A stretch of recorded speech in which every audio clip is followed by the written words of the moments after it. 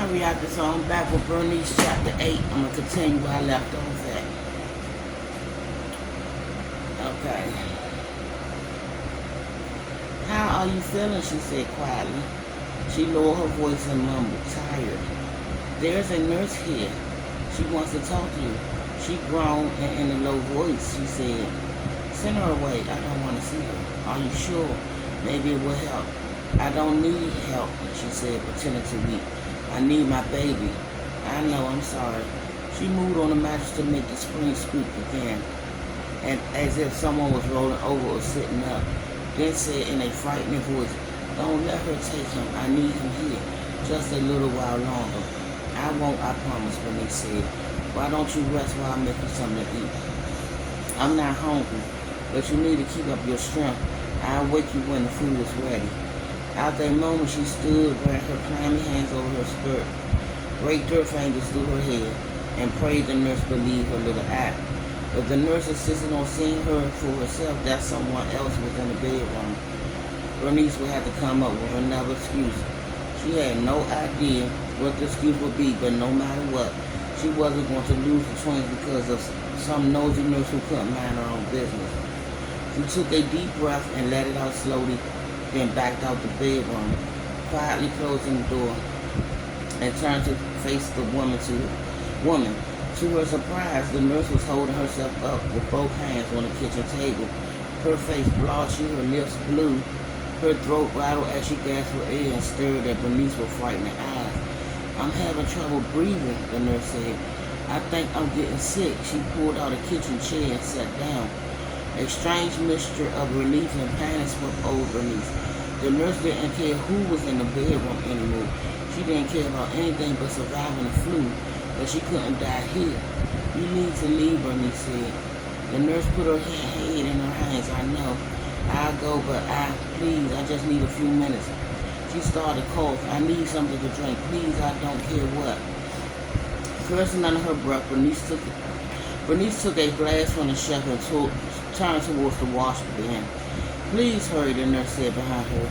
If giving the nurse a drink would make her leave, Bernice was glad to do it. She felt bad for her, of course. She clearly had the flu and might die, and maybe she had a husband and children at home. But Bernice had her own problems. The last thing she needed was someone meddling in her affairs or dying in her apartment. Then alarm sounds in her head. What if the nurse left and sent someone back to check on them? What if she sent someone to the Rangers if they found Pierre there, distraught and looking for her missing brothers? They might put two and two together and discover what Bernice had done. She started to fill the glass, frantic and trying to figure out what to do. Then noticed a container of rat poison on the cupboard below the wash basket, and her half-empty teacup from earlier that morning sitting next to the basket. I'm out of clean water, she said. Will a little cold tea help? Anything, the nurse said. Please, my throat. She coughed hard and loud. It's burning. Bernice glanced over her shoulder at the nurse. She was still sitting with her head down, trying to stifle her cough. She seemed dreadfully sick. Sometimes people die within a few hours of contracting the flu. There was no harm helping it along. Bernice sprinkled a little rat poison in the teacup, put the container in the cupboard again, gave the tea a good stir, and delivered it to the nurse. The nurse took it with shaking hands and drank it down. Thank you, she said, gasping. You're welcome, Bernice said, and stepped back. The nurse pushed herself up from the table, then sank back down in the chair again. Oh my word, she said, her eyes frightening and staring, turning red at the rim. The skin on her face started to turn blue. She tried to stand. Her legs gave out and she collapsed on the floor, hitting her head hard on the wood. Bernice had no idea if rat poison worked that quickly or if the nurse was overcome by the flu, but she told herself it was the latter. Surely the poison didn't help, but Bernice wouldn't take the blame. The nurse was going to die anyway. Bernice had to do what was best for the twins. That was all that mattered. The nurse gasped up at her, clawing at her throat, her mouth open, sucking in air. Bernice stepped around her, picked up the teacup, rinsed it out, put it in the next to the wet wash bin, and went over to the twins. Trying not to wake them, she kneeled and picked them up. They swung and opened their eyes but didn't cry. She carried them into the bedroom, laid them on their stomach, twins on her bed, closed the door and covered them with blankets. Then she sat on the edge of the bed and rubbed her back, humming softly. One of the boys turned on his back and looked up at her, his small forehead furrowed. And the other one, the nurse went on coughing and choking. "It's all right," Bernice said in a quiet voice. "I'm right here. Now be a good boy and go back to sleep. I'll feed you supper soon." Rubbing the boy's back, she softly sang Walter's favorite song, "Roll, roll, roll your boat," over and over and over.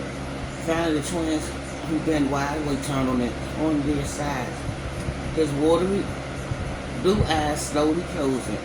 The other lay sound asleep, his mouth half open, spit bubbles forming on his lips. When both boys were napping again, Bernice kissed their heads, got up, and stood over the bed. While putting them to sleep, she come to the realization that everyone in the building had seen Wallace and knew she had one son, not two. More than likely, some of her neighbors knew Mrs. Lange also, and if and when the epidemic came to the end, they would recognize the twins. If she was going to keep the boys, there was only one way to protect her new family. They had to leave, and soon. But before she could decide how to proceed, she needed to get organized, and she needed to eat. For the first time since Wallace passed away, she was genuinely hungry. She tiptoed out of the bedroom and quietly closed the door. The nurse still laid on the floor next to the table, her breathing shallow and fast, blood dripping from her mouth and nose. She gasped up at Bernice with wide, terror-filled eyes and croaked, "Help me." "I'm sorry," Bernice said, "but I can't. You shouldn't have come here." Moving a stack of diapers and baby clothes she'd taken from the Lange's apartment out of the way, she opened her front door and looked and left right. The neighbors' doors were closed. No one peered out to see what was going on. No one clambered up the stairs. She grabbed the nurse's bag, brought it inside, and locked the door. Then she went to the larder, found a leftover piece of cooked bacon, sat down on the table and ate it. When she was done, she wiped her hands on Mrs. Lange's apron, having forgot she was still wearing it until now. Then she went over to the nurse, who was barely conscious, knitted at her feet, and started taking off her boots. And I will be back with chapter 9 here. Bye, my reactors.